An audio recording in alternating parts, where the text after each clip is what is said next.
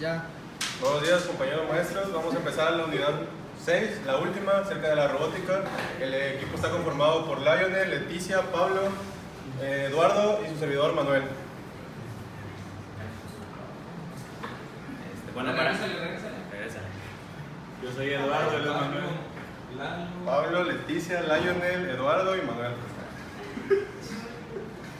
Leti, ánimo Leti.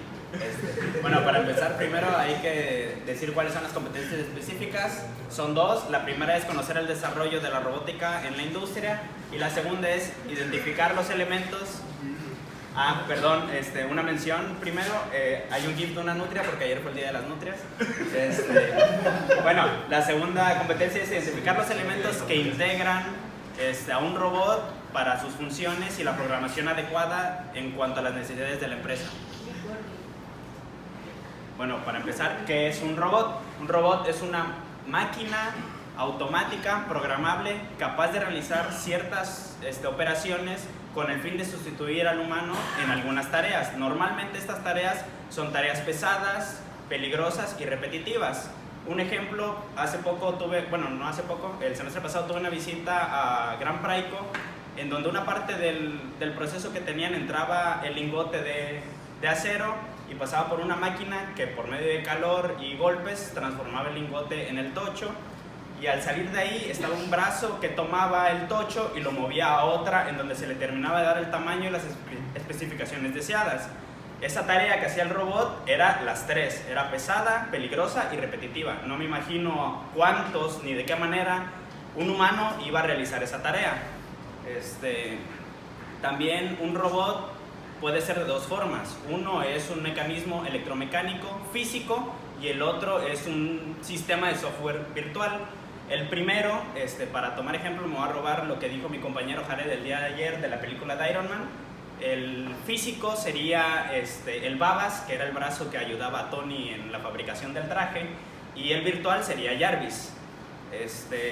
Como en sí no existe una definición tal cual o precisa del término de robot, la que comúnmente se utiliza es que el robot es una máquina que puede programarse para que interactúe con objetos y lograr que imite el comportamiento humano.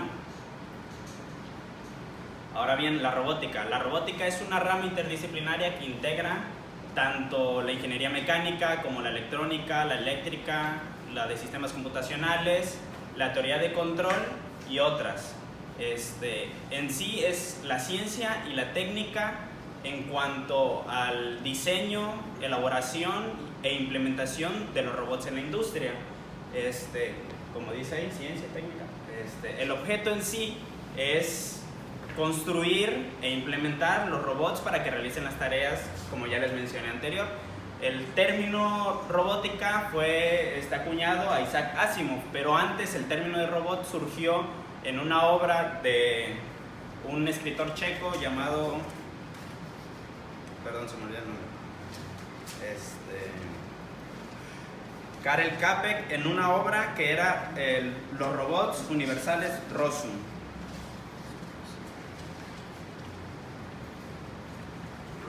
Bueno, ahora vamos a hablar de la historia de la robótica.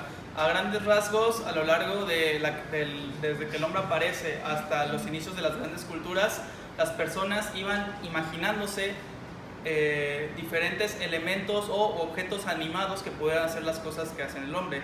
En este caso, una de las primeras cosas datadas de la invención de los robots son las descripciones de los autómatas de un texto que se llama Lie Su, que es hecho por Vieyuko, el cual habla de cuestiones que se pudieran hacer por sí solas.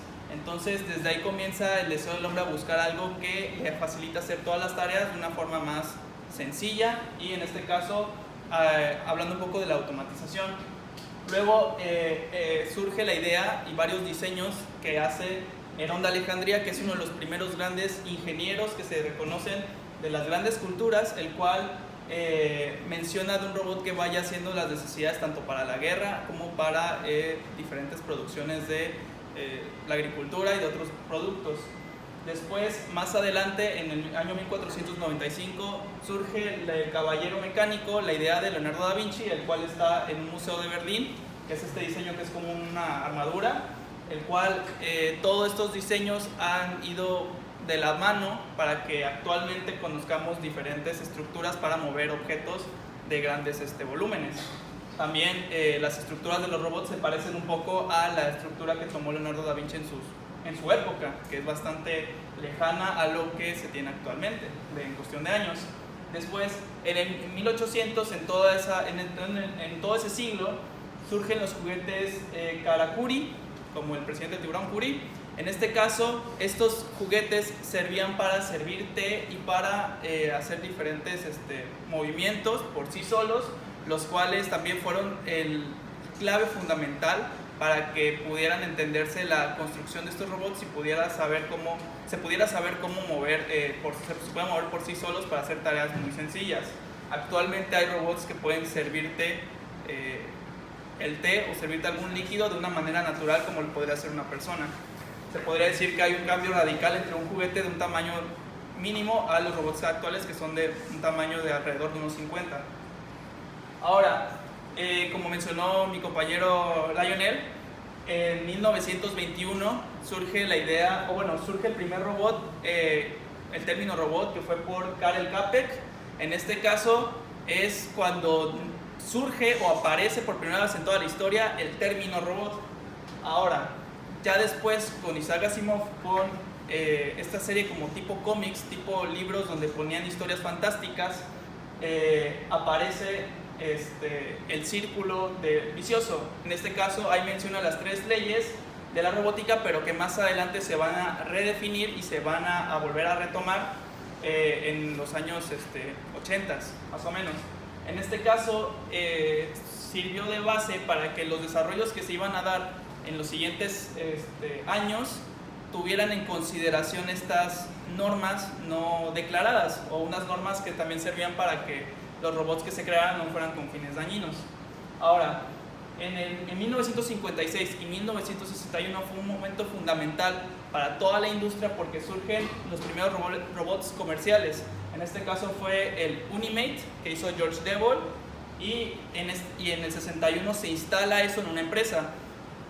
La historia de los robots va fundamentada a que General Motors era el principal impulsor de todo esto. De hecho, en la industria donde se instala este primer robot industrial es en una industria de General Motors, lo cual lo que hacía estos robots era tomar tanto las moldes que ya estaban calientes a lugares donde se pudiera hacer la soldadura en el chasis o en diferentes partes de los automóviles.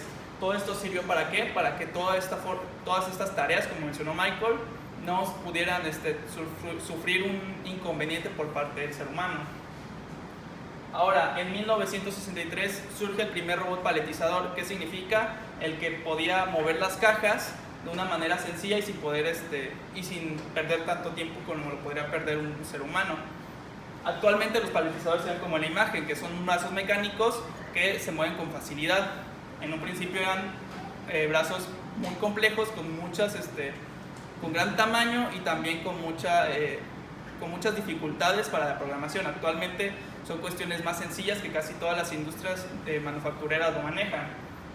En 1971 se lanza y aterriza el primer robot soviético en Marte.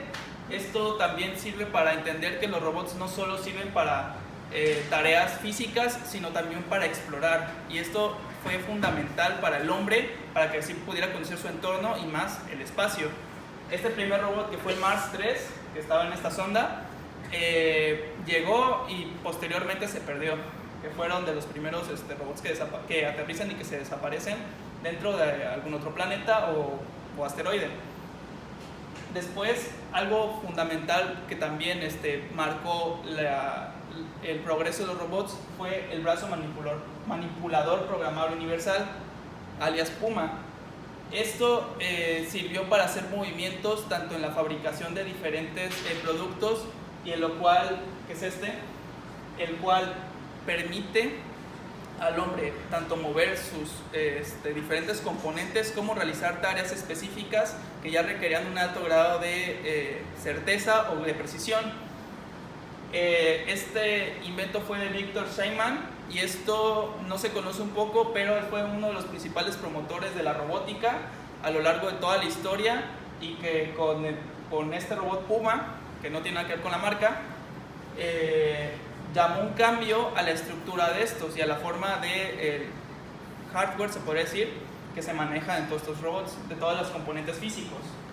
En el 76, como había esta guerra fría entre los avances tecnológicos y los avances tanto de guerra entre Estados Unidos y la Unión Soviética, en 1976 aterriza el primer robot estadounidense en Marte. Este robot se llamaba, todo el proyecto que englobó este robot era el Viking 1, el cual pues también hizo exploración en Marte y sí pudo regresar en su tiempo al mismo planeta con toda la información recabada.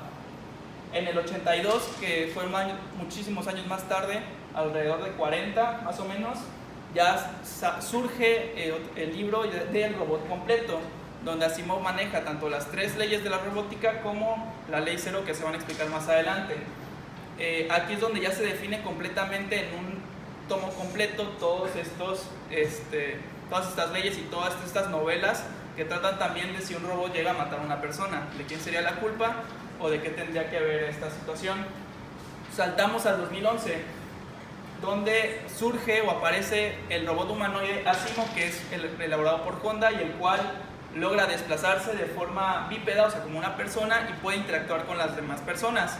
Situación que parece extraño, pero que se ve mucho en las películas, pero que actualmente es posible y que da sorpresas a muchas partes de la sociedad, porque se empieza a pensar tanto en los derechos del robot o en las situaciones más éticas y morales de lo que contienen la aparición o la convivencia con estos mismos robots.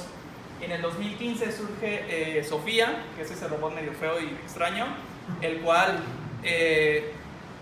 las características principales es que te puede mantener una conversación, puede reaccionar y hacer gestos como persona y simular también diferentes situaciones. También en Twitter existe una cuenta que la maneja solo el robot Sofía, no la manejan los controladores, no la maneja ninguna persona que se hace cargo de la máquina, sino que el software o la inteligencia artificial que ya maneja este robot medio feo ya te va redactando tweets a lo largo de los últimos años. Ahora vamos a ver un video de el robot Asimov, el cual también es un poco menos feo y tiene tareas un poco más cotidianas o comunes.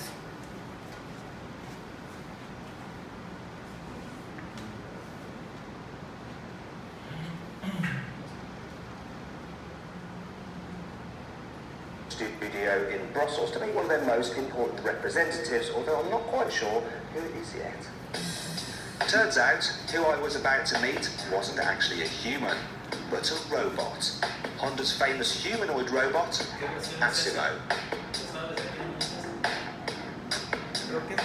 Asimov has been designed to interact with humans, so if you reach out your hand, it will shake it.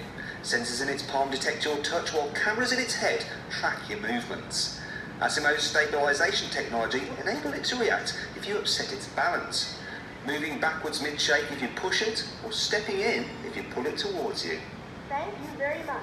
This latest version of Asimov is the product of almost 3 decades of development. It all started back in 1986 when Honda built a robot which could walk, albeit very slowly and clumsily. In 1988 it was developed to walk more like a human being, and in 1993 a torso was added. By 1996 Honda's robot had become intimidatingly large, so in 1997 it was shrunk to a less threatening size, thankfully before being made autonomous. In 2000, Honda unveiled Asimov, which stands for Advanced Step in Innovative Mobility. Standing 130 centimeters tall, which is the same height as a seated adult, it's the perfect size for helping out around the home. Over the years, Asimov has been constantly developed, and it's now mobile enough to play sports.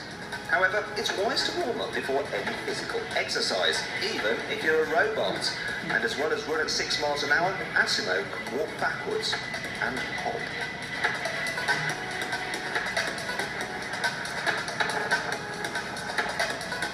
It can also kick a ball, so time for a quick robot versus human penalty shootout.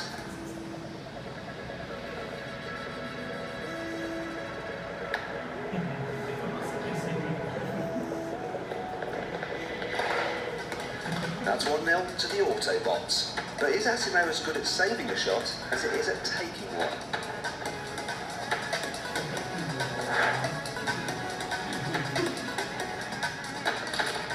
Looks like Honda hasn't trained Asimo to be a goalkeeper just yet.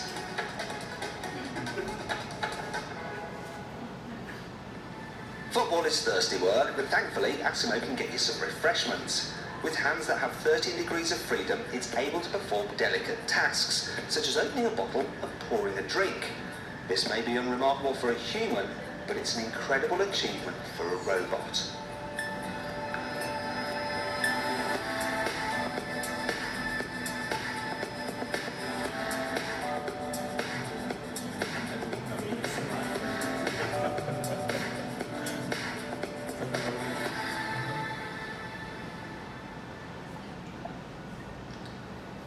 In total, Asimo has 57 degrees of freedom, and this allows it to dance, while its 52-volt battery can keep it going for 40 minutes.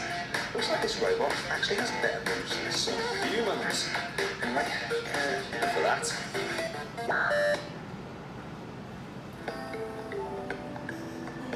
Well, Asimo, I've got to go now, but it was very nice to meet you, and don't forget to write, okay, or email, or whatever it is that robots do.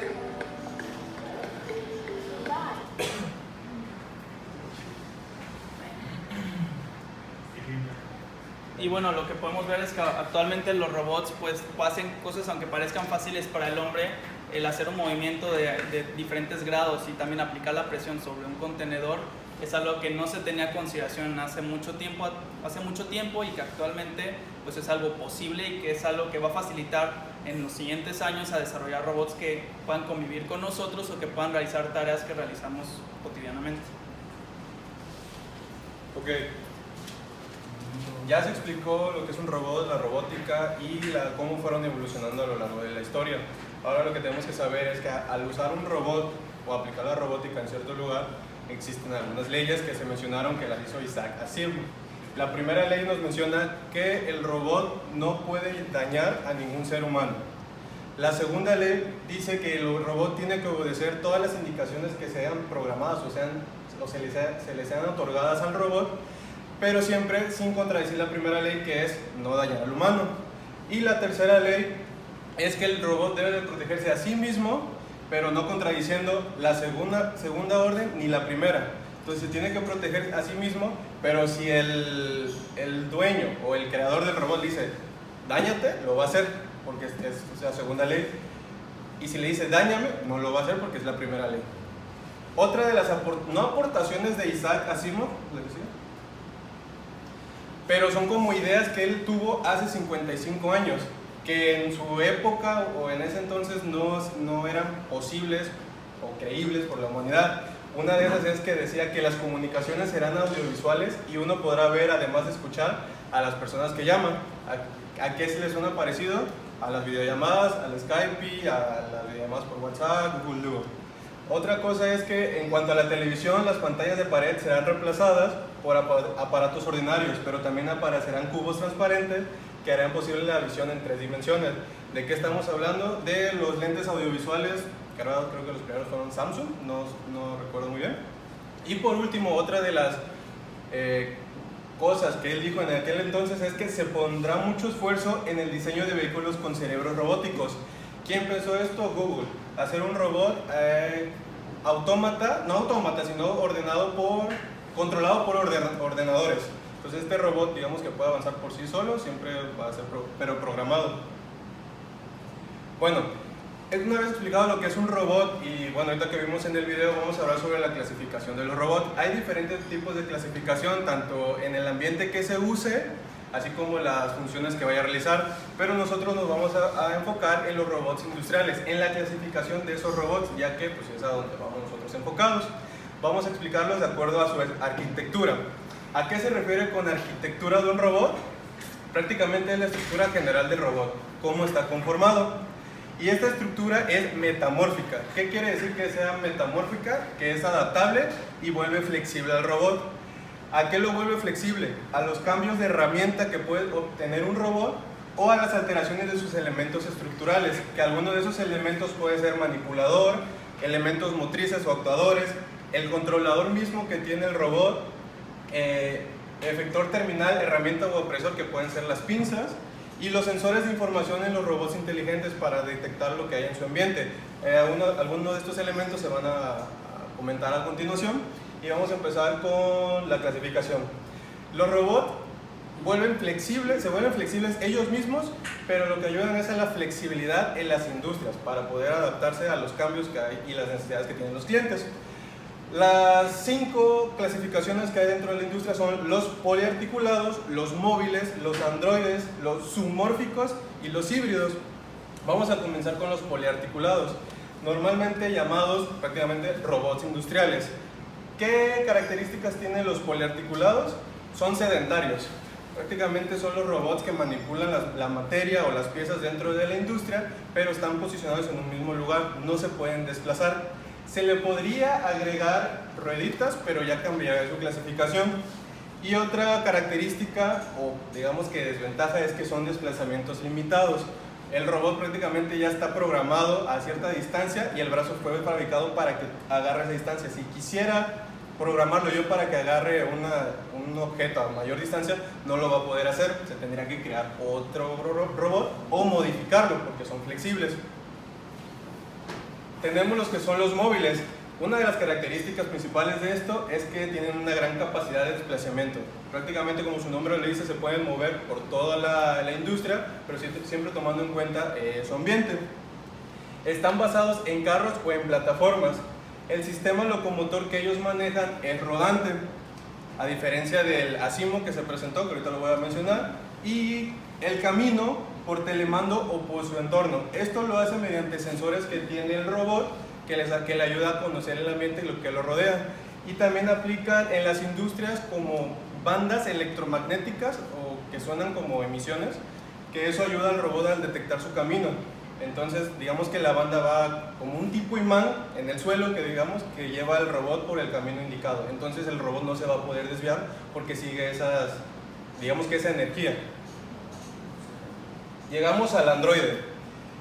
Como se vio en el video, el ASIMO es un androide que representa a un humano físicamente, igual que sus características o movilidades que nosotros tenemos. Pero un problema con el que se presenta muchos en los androides es la locomoción bípeda. Es muy difícil que un robot pueda hacer, como nosotros, caminar bípedamente, o sea, en 2 piernas, pero sí se puede. Pero es un problema y es caro. Estos robots se usan especialmente para estudios y experimentaciones que podrían llevar a un riesgo a la persona. En este caso, luego las industrias automotrices en sí no usan como un androide, pero usan como figuras de personas para ver qué podría pasar en dado caso de que haya algún accidente, un choque o cualquier otra cosa. Igual si digamos que velocidades que puede tener el humano para ver qué podría pasar dentro de la industria. Para eso son más que nada utilizados los androides. Y pues los japoneses muchas veces lo usan para su entretenimiento. Tenemos los zoomórficos. ¿A qué le suena la clasificación de zoomórficos? ¿Alguien que me quiera mencionar? ¿Que no sea del equipo? Ok, sí, el zoomórfico viene de que representan robots que pueden hacer movimientos de animales. Se dividen en 2, en los caminantes y los no caminantes. Los caminantes son los más importantes o los de mayor relevancia dentro de esta clasificación. Aquí se muestra uno que es el robot serpentina. ¿Para qué nos ayudan esta clasificación de robot que asemejan movimiento de los animales?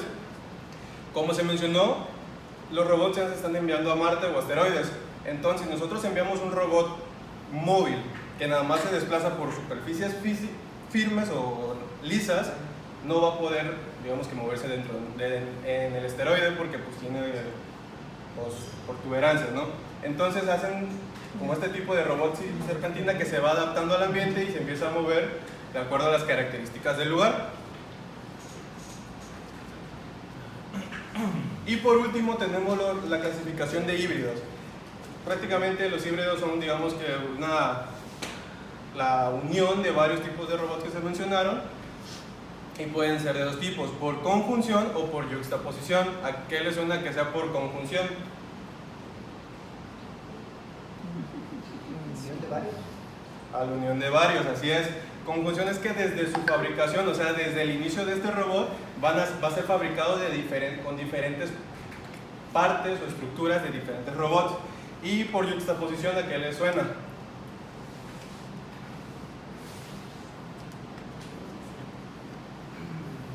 Puede pasarse a varias posiciones, No, el que es yuxtaposición prácticamente digamos que es la unión, no la fabricación, sino la unión de dos tipos de robot. En este caso un móvil y un androide, ¿no?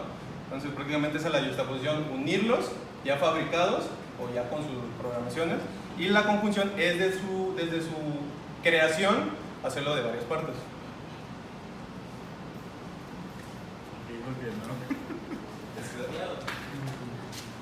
Es más físico, ¿no? Yo lo que más que nada trató de explicar o dijo es que es la unión de dos robots cuando ellos están creados, solamente se unen, ya cada quien está fabricado por su parte y digamos el robot móvil se creó de una parte y el otro robot que va arriba aparte, y nada más llegan y los unen y así crean uno solo con una sola función. Así, es para más que nada para que el robot tenga... ¿Esa es por conjunción o por Juxtaposición? Por conjunción. Por función es la unión de varias partes de otro robot para crear uno solo.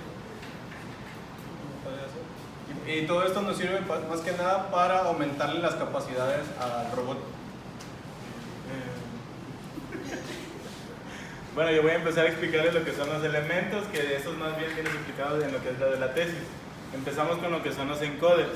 Los encoders en sí son un tipo de sensor que nos permite saber la posición por medio de la rotación de un eje. Eso es por lo particular, como lo entiendo, son parte de las articulaciones de los robots. Esos en sí también sirven como un tipo de traductor de una magnitud. ¿Qué quiere decir?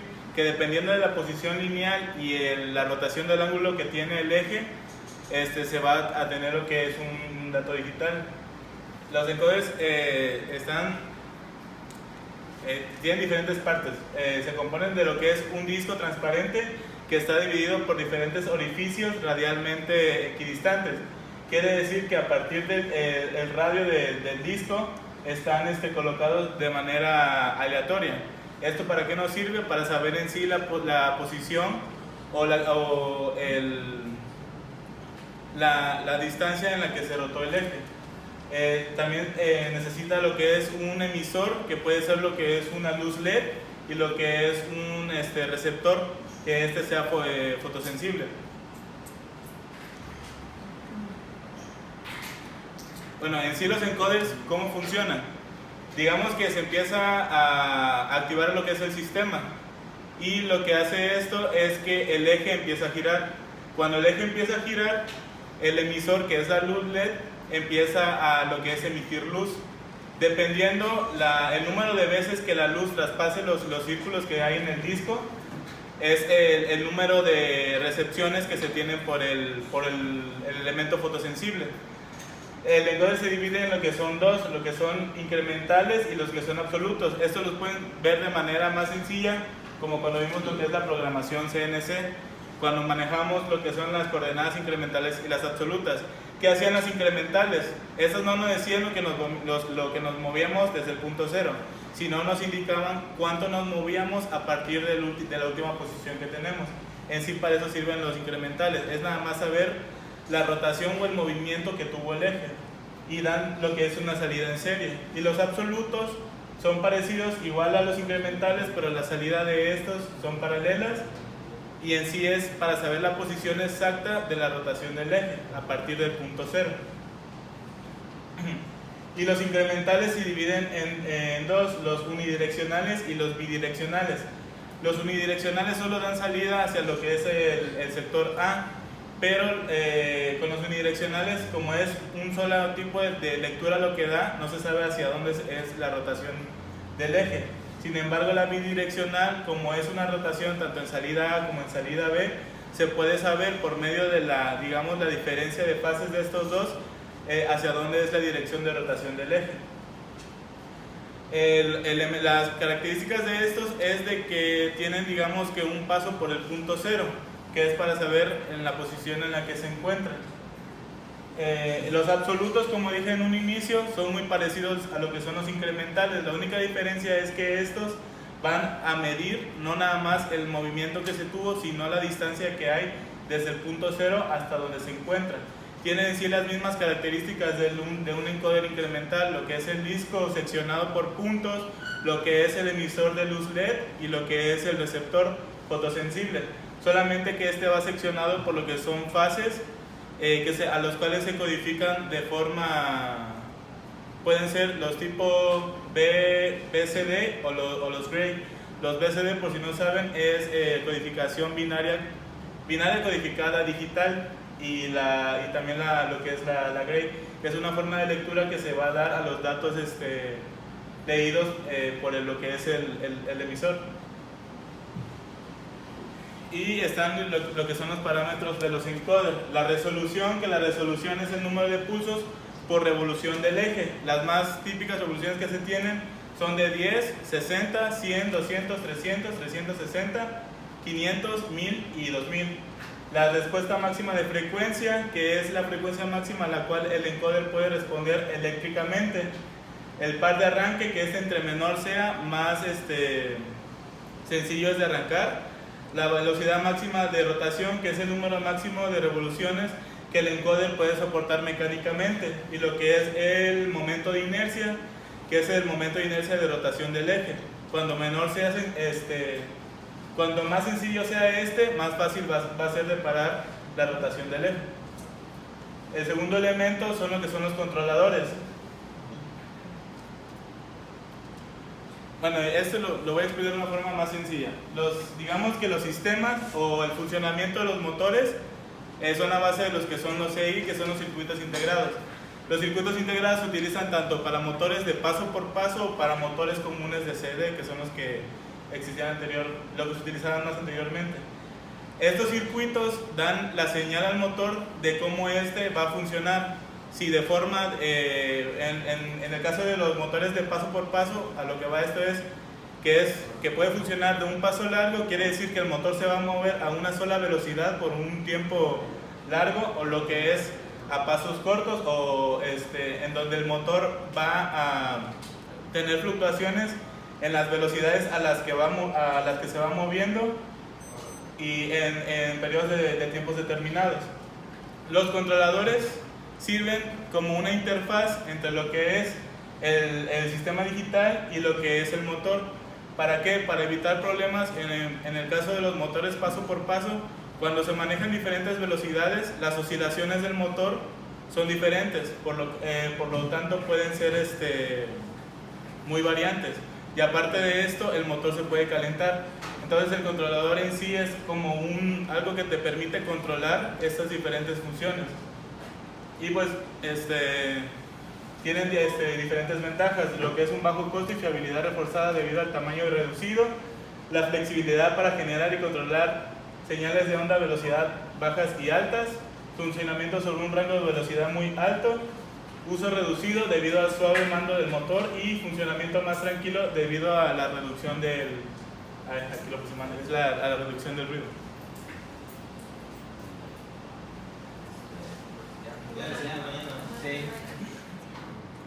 Hola, buenos días. Pues nosotros vamos a seguir con el tema de la unidad 6, que es robótica. Ya se vio a lo largo del día de ayer pues una breve historia que explicó mi compañero Juan Pablo. También vimos algunos elementos que explicó mi compañero Manuel, lo que es la robótica, la diferencia entre robot y robótica, y les voy a hablar sobre otro elemento que es el Internet. Bueno, el Internet es una red que interconecta una red de computadoras entre sí. El Internet es la red de redes y no solo quiere decir que conecta una computadora, conecta la red de la computadora, como ya dijimos. ¿Y qué es una red de computadora? Bueno, pues es el conjunto de máquinas que comunica a través ya sea de un cable coaxial, radiofrecuencias, a través de fibra óptica, entre otros. Bueno, el Internet en la actualidad se ha visto que pues todos nosotros hemos tenido la necesidad de comunicarnos a través de diferentes puntos de donde nos localizamos con el fin de intercambiar información. Bueno, en la actualidad nosotros usamos lo que es el acceso directo a través de un móvil. Eso es a través del WAP, que es más que tener internet sin necesidad de cables, y el acceso a través de las tarjetas electrónicas. Bueno, los usos del internet, como ya les había dicho, han ido evolucionando a través del tiempo, puesto que antes no teníamos tan fácil el acceso a ello. Surgió la necesidad de comunicarnos, no solamente de una distancia más o menos cercana, sino a distancias largas en diferentes países. Por eso surgió lo que son las redes, surgió lo que son las aplicaciones que nos ayudan a la comunicación, siempre y cuando cuenten con internet. El internet también lo usamos para búsqueda de información, búsqueda de imágenes y de diferentes tipos de libros. Incluso podemos entrar ahí a bibliotecas virtuales. Y la comercialización y transacción, que esto pues es más que nada ahorita lo que es en la actualidad. Antes no se conocía tanto. El comercio, la venta de artículos que nosotros podemos adquirir a través de diferentes plataformas. Ya conocen, creo, Mercado Libre, Amazon y demás. También podemos hacer transacciones bancarias. Ya nosotros en nuestro móvil o en nuestra PC podemos entrar a internet y checar todo nuestro banco y hacer transferencias de dinero. Bueno, todo eso se hace a través de un protocolo que es el TCP/IP. Bueno, el TCP/IP es el protocolo de control de transacción, creo. Transacción. Y ya pues este es el cual nos da la información de que si lo que hemos mandado llega al otro usuario. Esto a través de unas cifras que son divididas, son 4 bloquecitos de 3 cifras, no mayor a 255, ya se había dicho. Estas son divididas por un punto, o sea, 255 punto, 255 punto, 255, 4 veces. Bueno, ese sistema, pues, como ya les había dicho, da la certeza que haya llegado la información al otro lado, o al otro usuario, al usuario final. Uno de los servicios en el que lo utiliza es el email. Bueno, otro de los elementos es el microcontrolador. Este es un pequeño ordenador, el cual contiene en su interior lo que es un procesador, soporte, memoria, puertos de entrada y salida. En la siguiente imagen nosotros vamos a ver pues la estructura que tiene. Está la alimentación, reset, reloj, la memoria de programa, procesador, memoria RAM y puertos de entrada y salida. El reset, como bueno, ya lo hemos escuchado en diferentes lados y lo tenemos incluso en nuestro celular, es más que reiniciar nuestro programa o nuestra computadora o lo que nosotros tengamos desde computadora. O sea, todo se reinicia como el programa a un principio que lo compramos. Bueno, el reloj pues es un controlador, es una configuración de la velocidad, el cual pues va a marcar la velocidad que va a tener el proceso de dicho programa. La memoria del programa pues es en donde se almacenan todos los datos que nosotros vamos a tener almacenados y todas las instrucciones que va a ejercer el programa. La memoria del programa, uno de los ejemplos es la memoria ROM, la EPROM y la EEPROM. Bueno, la ROM, tenemos que la memoria ROM es pues la lectura del programa ya desde la memoria del programa, desde el ya dispuesto de fábrica, mientras que la EPROM es un programa el cual puede ser reprogramable y solo si el programa dispone de una ventanilla para que sea borrable con rayos UV, decía. Y la EPROM es un programa el cual puede ser borrado y eso hace pues un acceso más fácil para el usuario. y los puertos de entrada y salida. Bueno, se refiere a pues comunicar el mundo exterior pasando datos del exterior, entran por lo que es el puerto de entrada a través de una salida. La salida puede ser una PC o cualquier artículo al que nosotros podamos pues enviar la información que entra por el puerto de entrada. Bueno, teniendo los elementos que ya comentó mi compañero, el internet y el microcontrolador, pues nosotros englobamos lo que es la robótica con esto, ya que la robótica o un robot obviamente representa lo que contiene lo que es un microcontrolador, ya que le da la información, contiene la información que va a realizar también dicho robot. ¿Tienen alguna duda? ¿Seguros?